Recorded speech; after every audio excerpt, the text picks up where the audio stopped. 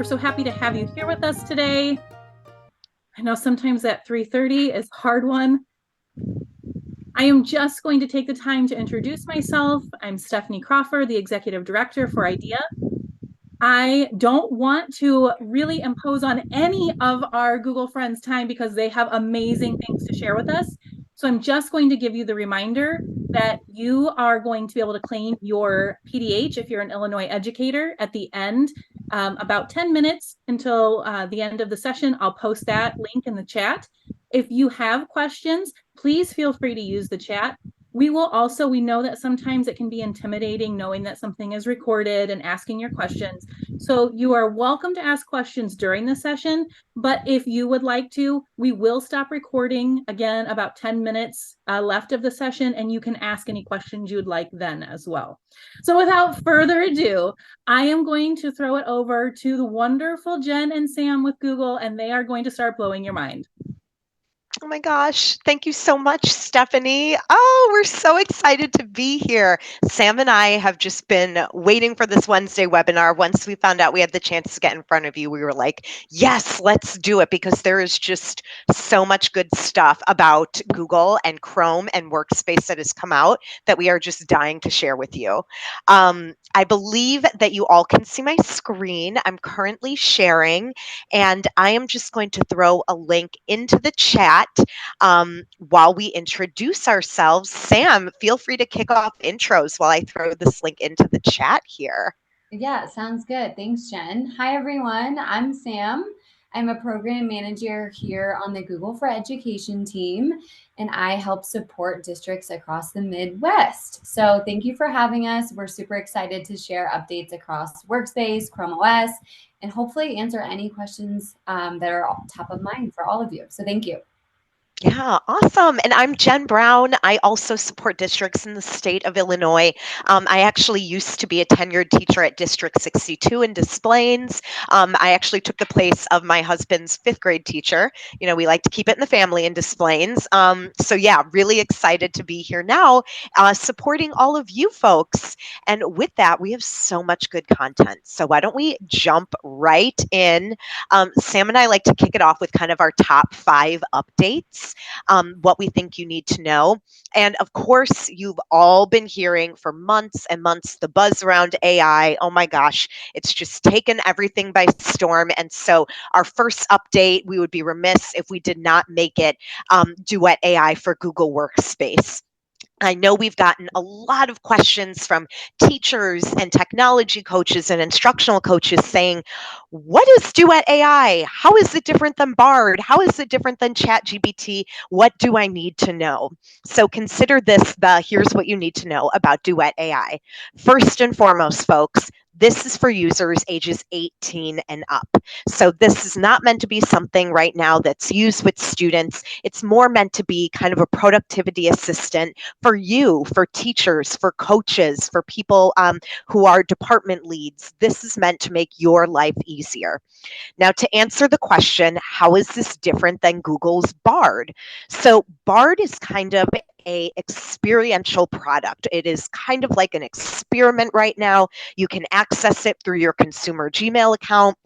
If your district admin enables it and you're 18 and up, you're able to access it through an education account. But be warned, everybody, be warned that Bard is a public-facing model, and anything that you put in it, it is going to train itself on. So I would not be using it to write your IEP goals for students. I would not be putting PII in there. Bard is public and it will train on what you put in it. Now, Duet AI, that is more private. It operates on something called an ephemeral mode. So anything that you put into Duet AI as a prompt, it will support you and, output some text for you. But then once you're done with the conversation, poof, it does not save the data. It does not train itself against data that you've put in, making it an option to use for things like writing personalized lesson plans, IEP goals, curriculum guides, behavior plans, MTSS type of plans. All of that it can support you with. Now we have on here, it helps you write, organize, visualize, connect, and create an app. And all of those statements are very purposeful because they're referencing different things Duet AI can do for you. So help me write. Duet AI integrates directly into Google Docs. Think of it like putting Bard, but it's private, into Google Docs, and you can write a prompt and it's going to output for you a nicely formatted net new text because it's generative AI. It can create from scratch. It can also edit your existing Google Docs content. Let's say you have a bunch of meeting notes and you want a summary. Open Duet AI and say, hey, please summarize the points on this page with the key things I need to know. Boom, it will do that for you. So if you're taking notes from scratch in, parent-teacher meetings, it'll give you a nice summary at the end of what was discussed. Help me organize. That's referencing Google Sheets, folks. Yes, if you are like me and Sam, she and I laugh all the time because we're like, we live in spreadsheets. Like, I feel like that is our world. We're just constantly tracking things. We have IdeaCon coming up, and so we're tracking getting ready for that conference. We can use Duet AI to help us with that too. So much as you're used to with things like ChatGPT and Bard, with a simple text-based prompt, you can input it into Duet AI within Google Sheets, and it will output for you a table, a graph. It will include variable placeholders that you can then update. Do you need a tracker for your field trip, or are you running possibly an extracurricular activity and you need to create a plan for the year of what you want to do with that group? Get started using Duet AI. You can just input exactly what you need, and it's going to output for you a nicely formatted table within a spreadsheet. Help me visualize. This is so cool. I don't know how many of y'all, don't laugh. I'm looking at Sam. Don't laugh at me. I go on TikTok a lot, okay? I love my TikTok. I know data privacy is terrible. I don't recommend it, with school accounts and students, but in my personal life, love a good TikTok session. And I have seen so many TikToks of AI generated images. And I'm like, that is such a cool thing. I am so pumped that we are now integrating the ability to generate brand new copyright free images directly in Google Slides with Duet AI. So what you'll do is you'll input a prompt like, make me a picture of a giraffe standing in front of the Eiffel Tower and make it look like a watercolor. And Google Slides will output for you brand new images that are copyright free that you can then embed into your slides presentations. Or you could just save them to your Files app if you need to use it for something else, like in a Google Doc. So you can create new images that way. Help me connect. That's referencing Duet AI and Google Meet. I don't know how many of you, spend time on video calls. Maybe you teach in a virtual school or have parent meetings this way. But with Google Meet, Duet AI is going to touch up your appearance. It will cancel out background noise. It'll adjust lighting if you're in a low lighting situation. I know myself, even Stephanie, Sam and I were talking earlier, we're on the road for conferences, right? So sometimes you're working out of a place that might not be an ideal location. Duet AI will make it look like you're sitting in an office with beautiful, lighting. It's great. And then finally, this one blows my mind, but help me create an app. So for you districts who are using Education Plus or Google Education Standard, you get licenses to a Google product called AppSheet, which allows you to build out and create new apps. With Duet AI, you are able to use natural language, just have a conversation with Duet. It will build an app for you from scratch with no coding required. I mean, you want to talk about the future, baby, it's here. I saw that and Sam and I were like, what? Blew our minds. So we wanted to talk with you about Duet AI today. If you jump into my slide deck, you can click read the announcement. It'll take you to the blog post, or click the Duet AI handbook and it'll give you some more information. But yeah, definitely check it out, because to me, I'm like, this is the future. Now, speaking of the future, let's talk about the future of Chromebooks. I'm just kind of curious, like, how many of you might be using a Chromebook as your primary device? Definitely throw in the chat if you are. Raise your hand up, throw an emoji in there. Sam and I both work off Chromebooks for our primary devices. Mine is an HP Dragonfly Elite, but you can bet that I want to get one of these new Chromebooks. Chromebook Plus, baby, it just came out. This is hot off the presses. Y'all are some of the first to hear about it. It is a brand new type of Chromebook. It is not meant for students. It is meant for the power user, for the teacher who is living and dying by working on their computer. So it offers twice the storage, twice the memory, twice the visual fidelity. We're talking crisp, clear display. Now, it is the first time we are offering a new category of Chromebooks that comes with guaranteed hardware specs. It's super important that you know this part. It is coming guaranteed with minimum. These are the minimum requirements: 8 gigs of RAM, 128 gigs of storage, 1080p web camera, full HD IPS display or better. And for the CPU, you're looking at an Intel Core i3 or an AMD Ryzen 3 7000. It's a powerhouse, y'all. This can handle your workload. It can handle running a meeting and multiple tabs at the same time. We're trying to create a Chromebook so that way, if your kids are on Chrome and you like working on Chrome too, this is going to be the device for you. Now, if you say, hey, Jen, Sam, I'm already using a Chromebook as my primary device in my district. Guess what? We've got news for you. The third bullet point on this slide talks about legacy advanced use devices being eligible to receive the exclusive Chromebook OS Plus update. I'm not on a Chromebook Plus device. Again, I'm on that HP Elite Dragonfly, but I was eligible to get the Chromebook Plus OS exclusive update because I was one of the eligible devices. So check it out if you're working from a Chromebook, because you might be able to get some of the cool features like the magic eraser built into Google Photos. Basically, take any picture. Maybe you took a great picture of your class and everyone was looking at the camera, but then there was just like something in the background that's really distracting. You can take the magic eraser, it's powered by AI, and it'll just remove any distracting things that are in the background from your picture. It's awesome. If you are the yearbook editor at your school, you're going to want that because you'll be able to have awesome pictures of your kiddos there. So definitely check that one out. And now I'm going from something super exciting to something that you might have mixed feelings about. Can we have a moment of silence for Jamboard? I know. Sam and I, we have mixed feelings about this. We're like, no, we love Jamboard. We would use it all the time. You know, we'd have Google internal trainings and everyone's in a jam, leaving notes and comments and, scribbling things down. So you might be like, Jamboard's going away. What is happening? All right, don't worry. We've got you covered. Here's the scoop. So Jamboard's not going away until October 2024. You have 11 months left. So this was announced at the beginning of October. They were trying to give you a year runway to prepare for this. So don't worry, it's not happening tomorrow. You've got a little time to prepare. So until October 1st, if you use the Jamboard app, it'll function as normal. If you use the Jamboard device, that big touchscreen display, that'll continue to work. Now, on October 1st, 2024, Jamboard app is going to change and it'll be view only. You're not going to be able to create new jams. You're not going to be able to edit any of your existing jams. The whole app is going view only. When that happens, you are able to save your jams as PDFs in case there was a great brainstorming session and you want to have, a copy of that. You'll be able to do that. You'll be able to save it as a PDF. Your 55-inch Jamboard, if your district has one, it's going to reach its auto update expiration and you won't be able to use the device anymore to do things like join Meet meetings, and it's not going to save information to the cloud either.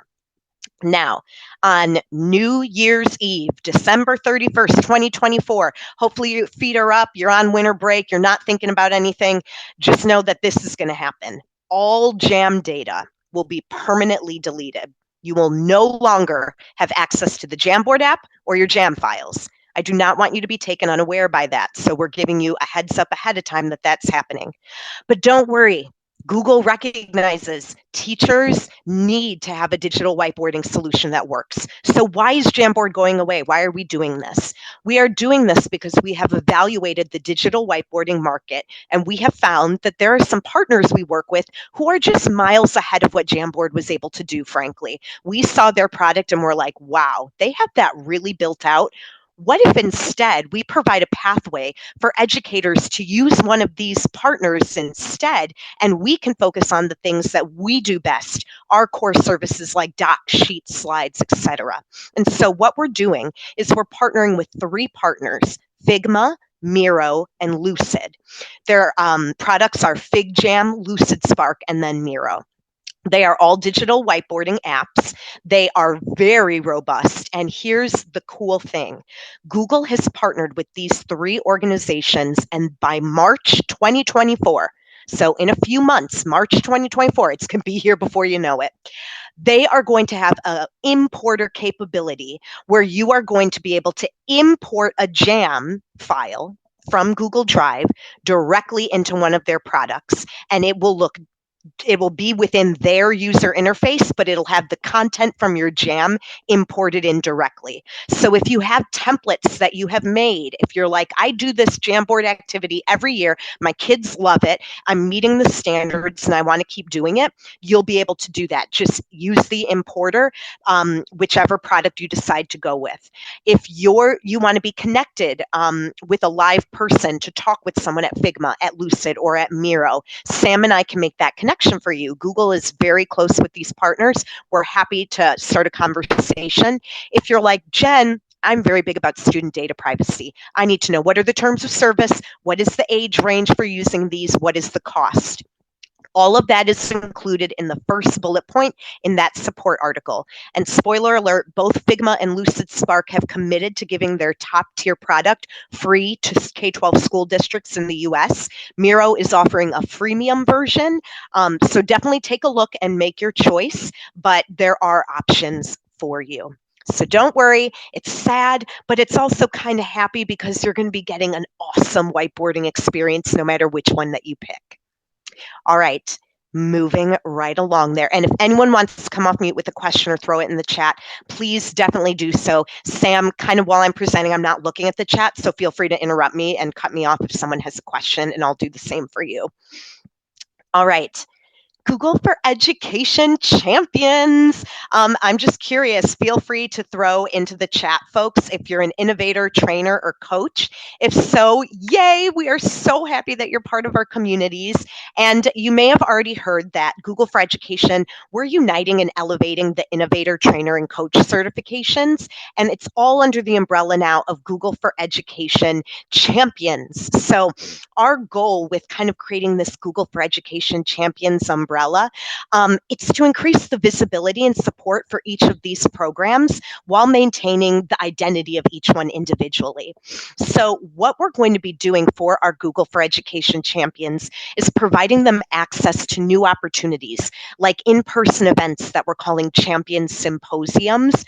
We've already had a few kick off in California, and they are amazing. Like, we just have gotten the best feedback. So if you're a champion, I hope you're able to take part in that. If you're not, we also are going to have ways that you can virtually connect. So we're creating an online community hub for our champions to be able to engage with each other, and that's going to be a global community. And then we're hoping to give you more streamlined support by having it under the umbrella of champions. Definitely check out the GFE Champions site. If you want to learn more about symposiums, I'm throwing a link into the chat for you. Take a look at that, and it'll give you some more information. And if you're somebody maybe who's not a champion, maybe you're an IT admin and you're popping in to see what we have for you, we're also going to have a community hub launching for you in the coming months. So definitely be sure to check that out. And then finally, I do want to promote, before I pass it over to Sam, a community that Sam and I run together. So we run the North Central Google Cooperative, and what it is it's a forum for K-12 IT leaders, instructional technology leaders, system admins, any instructional technology specialists, integrationists, coaches, to come and learn about the latest Google updates, to share EdTech best practices with each other, and to collaborate with your peers. So membership is free if you want to be a part of this. We meet virtually once a month on Mondays from 2 to 3 p.m. It's usually the third Monday of each month, but sometimes we have to move it for holidays.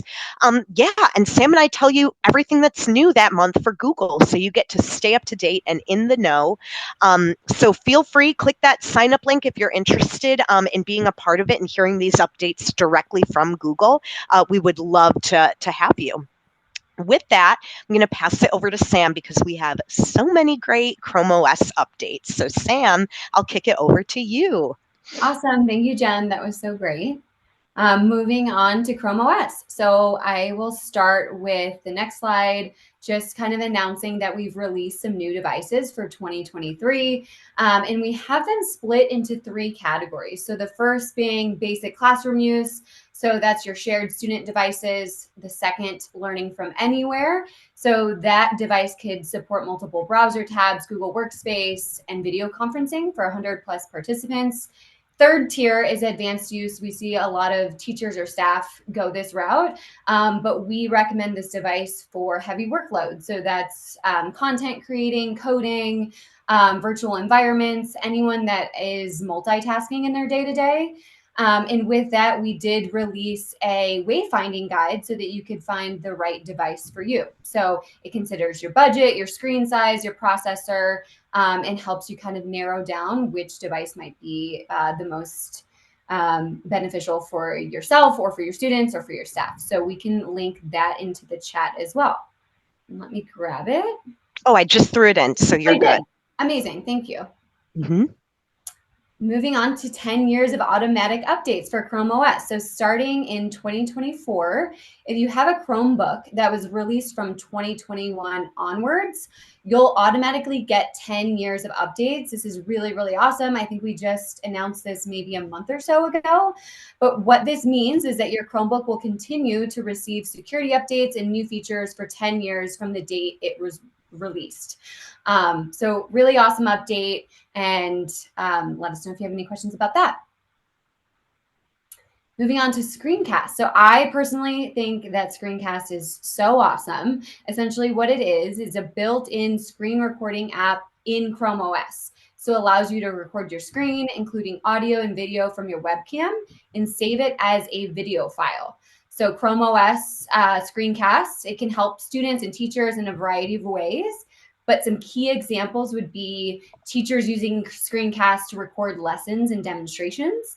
This can be really helpful for students who miss the class or who need extra help with a particular concept. Second example, students can use screencasts to create presentations and projects. So screencasts allow students to record their screen and webcam so they can easily incorporate visuals into their presentations. And last but not least, but both the student and the teacher can use screencasts to provide and receive feedback. So students can use screencasts to record themselves, explaining their work or asking questions. So this is a really awesome tool, and it is a web player. So students and teachers can screencast their browser on any device. Moving on to Cast Moderator. So Cast Moderator is a tool that allows teachers to control who can cast to a shared screen in their classroom. So it is the ability to wirelessly share to a central display with Cast Moderator. It's really meant to empower teachers and students to share their ideas through mirroring their screens or Chrome browser to a Chromecast via a secure access code. I believe that access code is only 6 digits, so it's really nice for younger students as well. But essentially some tips and how it works. It helps keep your class on track by controlling who is casting, like I mentioned, but also the ability to control your classroom. So casting experience while you record, narrate, and transcribe.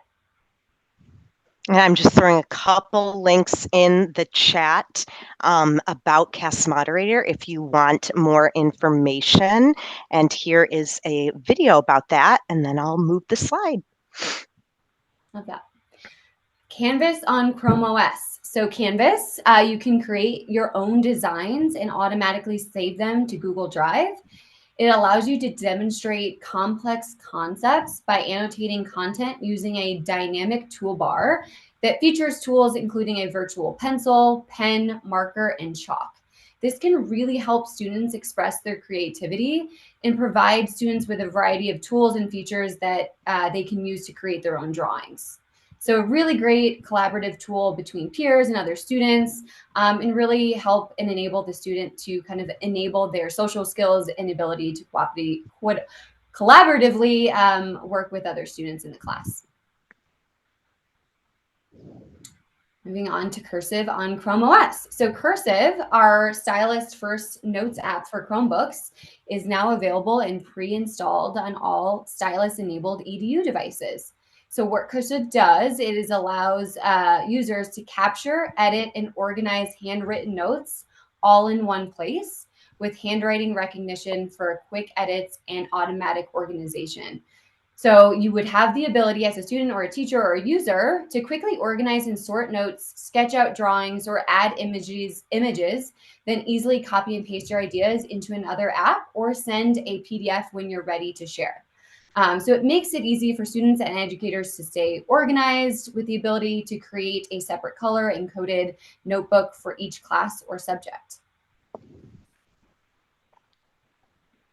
Moving on to reading mode. I'm also a big fan of reading mode. So essentially what this does, it supports thinking differences and diverse learners, maybe some students with dyslexia or ADHD. Reading mode is really helpful.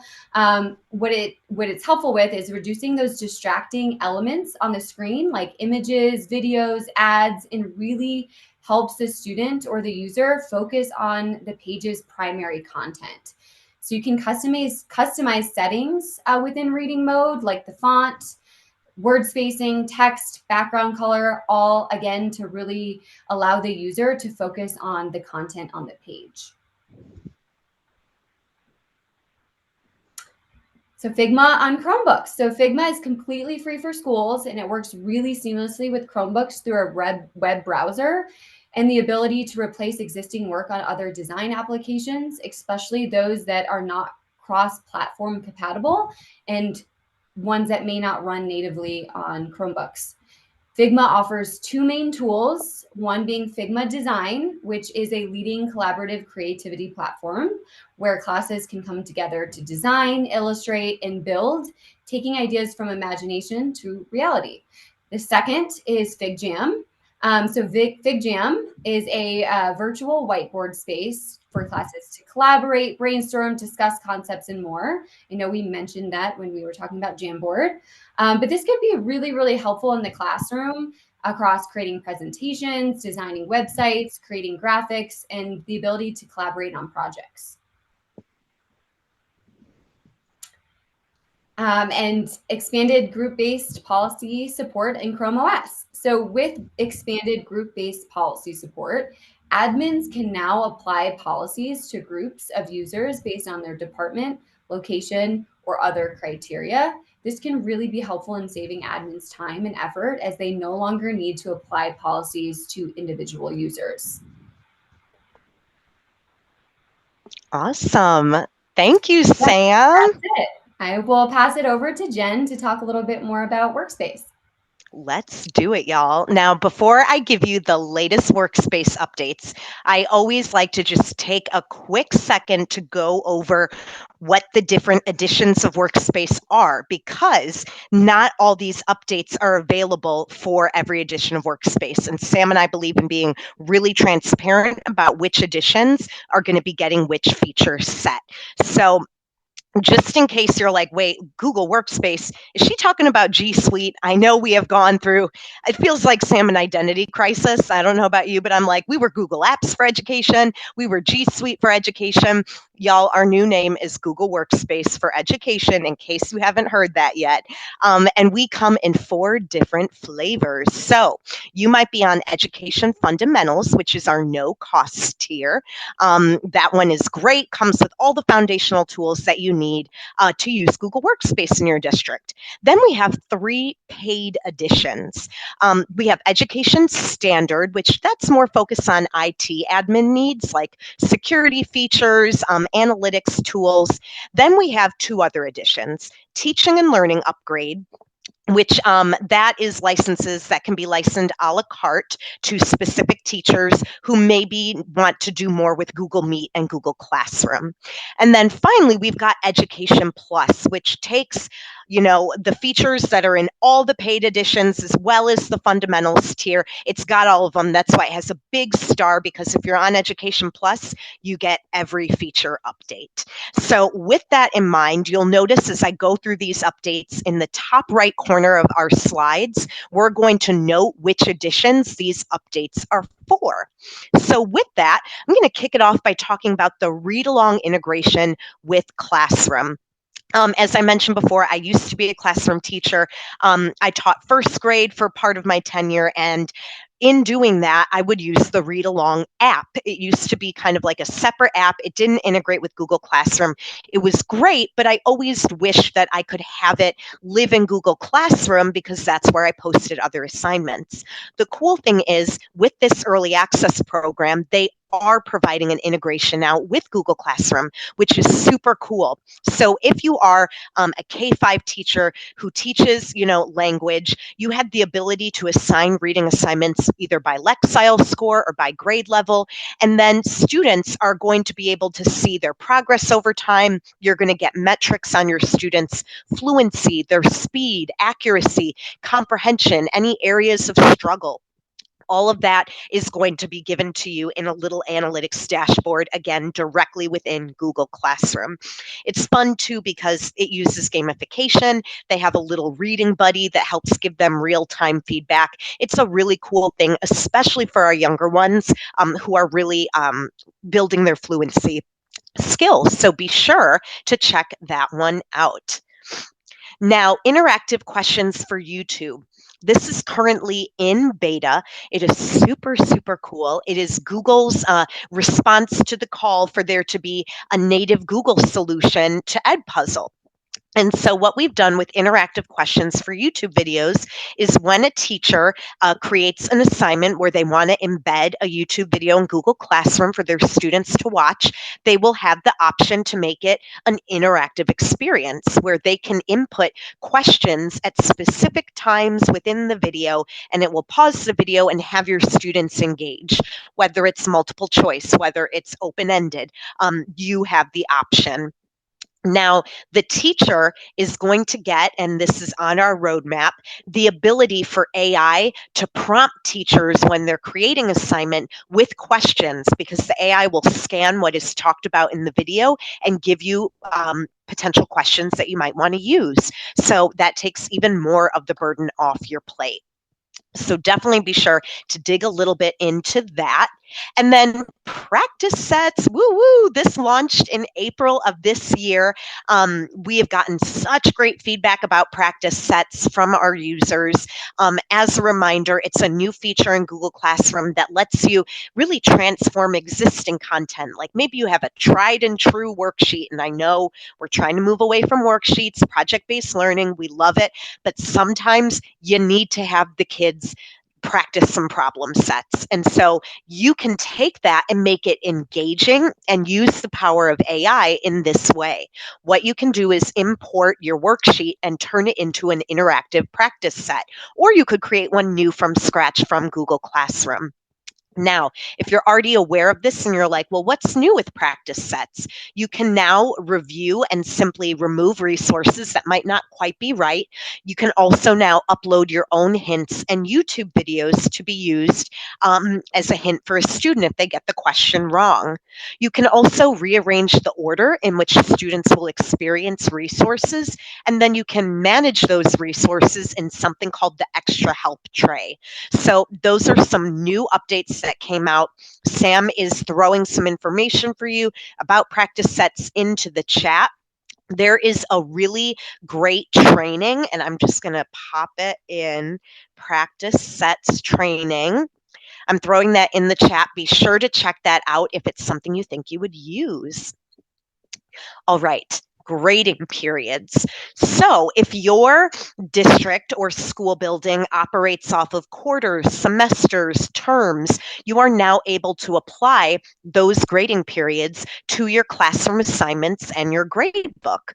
So when you're in the gradebook view, you'll now be able to filter by grading period when sorting by student and see those student performance trends over time, either as an aggregate of a grading period or within a specific grading period. So we're really pumped that that one has come out.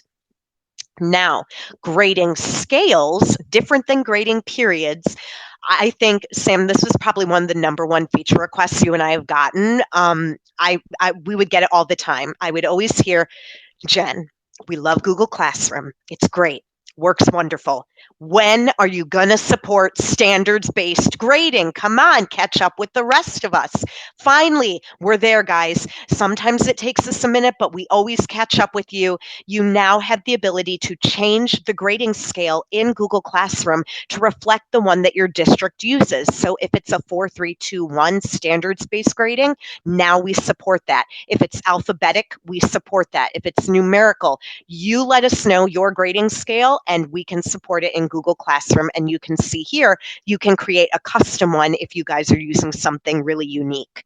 Now, the really nice thing is when you set a grading scale, it's not just reflected in your gradebook, that also will be reflected in average grade calculation, any rubrics that you make, your student information system integration will reflect the grading scale you choose, any analytics that come out from practice sets or interactive questions with YouTube will reflect that, and any auto grading features, like if you make a quiz in Google Forms, when it grades it, it will provide the grade in the grading scale of your choice.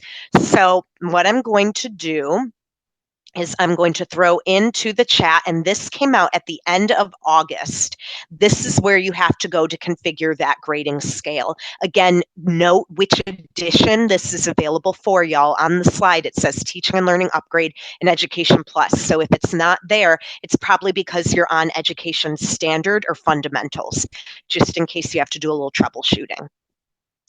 Now, another one that is coming out is Visit a Class.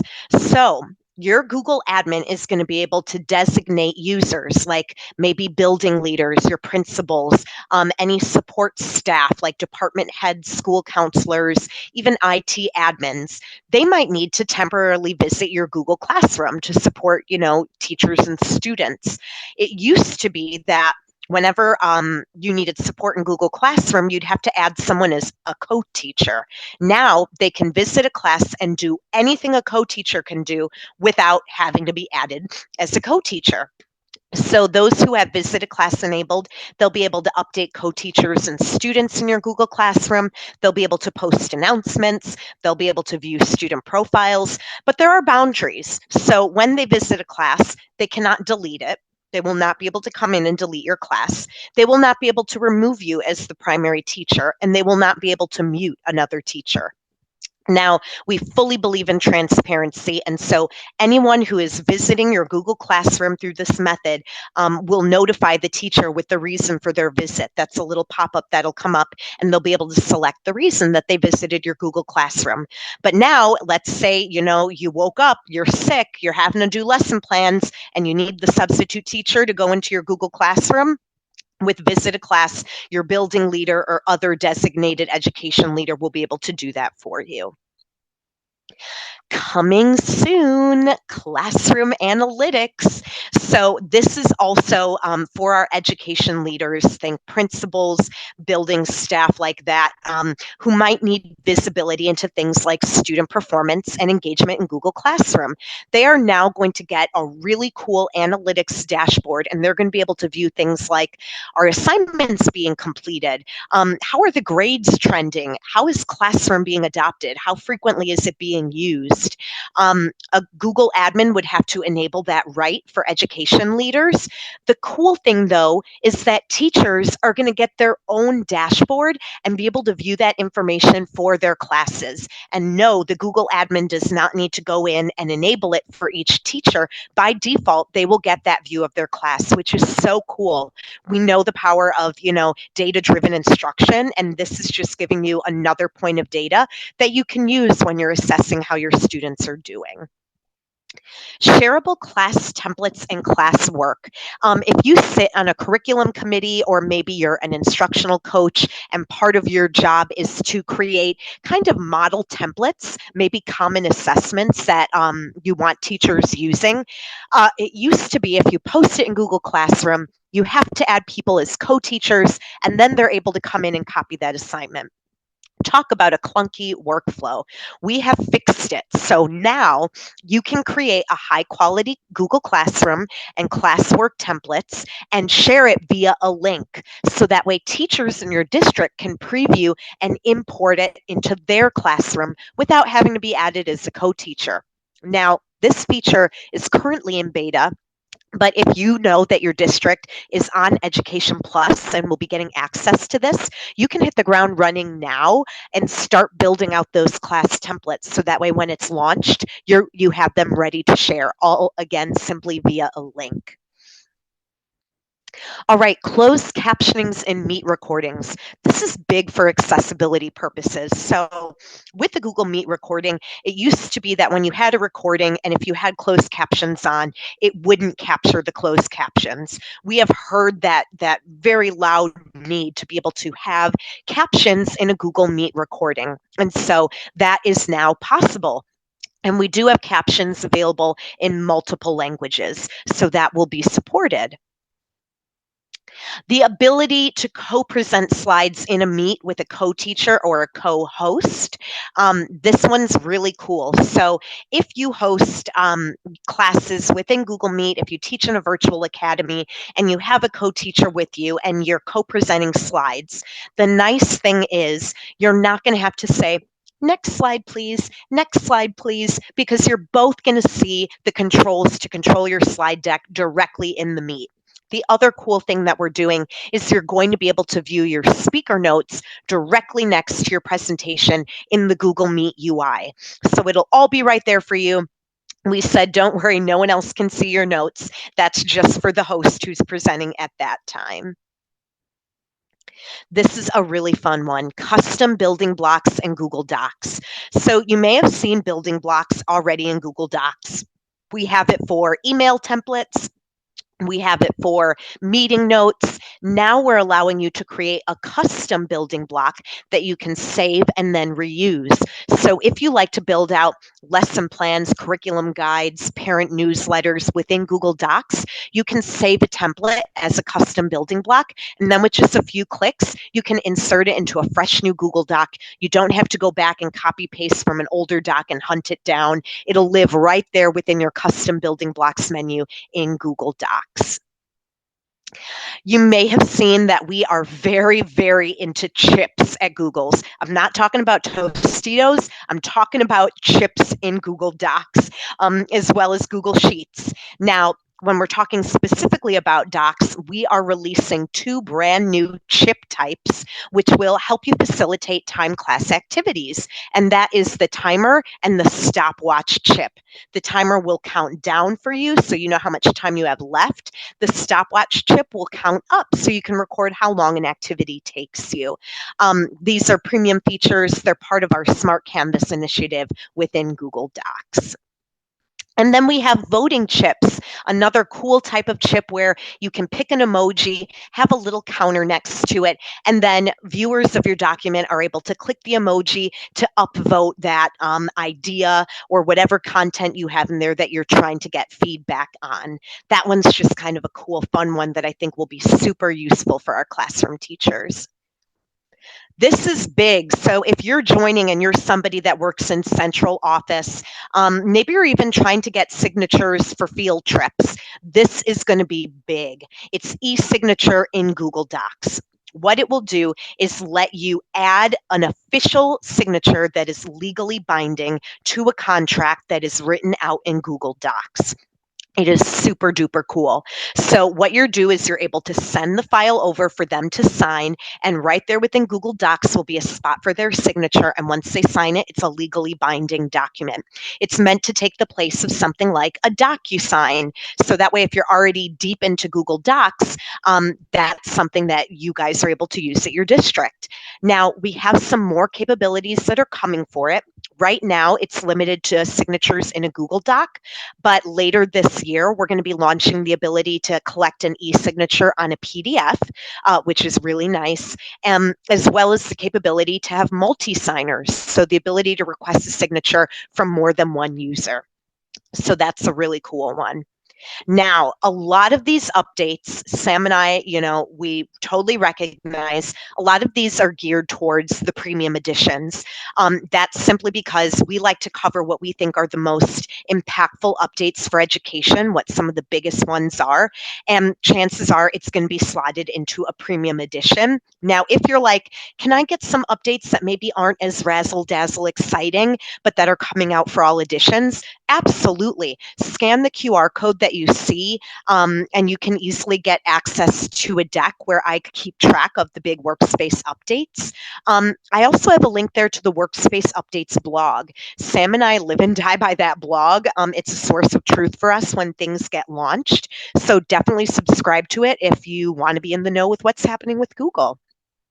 Now, I know we have 15 minutes left. We want to leave time for Q&A. Just to note that we have some Easter eggs for you. If you took the link for this deck, take a peek. We have a section on training and development. We're not going to dig too deep into it. You're probably already aware of a lot of the resources that are on here, but we just wanted to let you know that the images that you see on the final slides are all hyperlinked to take you to that training resource, whether it's the Getting Started with Google Email series training, our Teacher Center, maybe it's computer science programming like CS First or Applied Digital Skills, digital citizenship curriculum like Be Internet Awesome. Or if you want to learn more about self-guided learning programs for learning how to code, we've got all of that covered for you in this little bonus section at the end. So again, here is the link for the deck. I'm going to pop it for you into the chat. There's also the QR code for it. Definitely save these slides, bookmark them somewhere. And if you hold on to this deck and bookmark it, as new updates come out, Sam and I will update this deck as well. So with that, Stephanie, I think we're good to pause the recording for any questions. Yes, I will stop the recording. Before I do, I just want to make sure I say thank you so much to both you and Sam. This was amazing. I mean, I feel like my mind is blown with all of these updates. Some I knew were maybe coming, some I had heard a little bit about, but overall, just incredible. So I just want to make sure on this recording, I say thank you and that we appreciate your time today.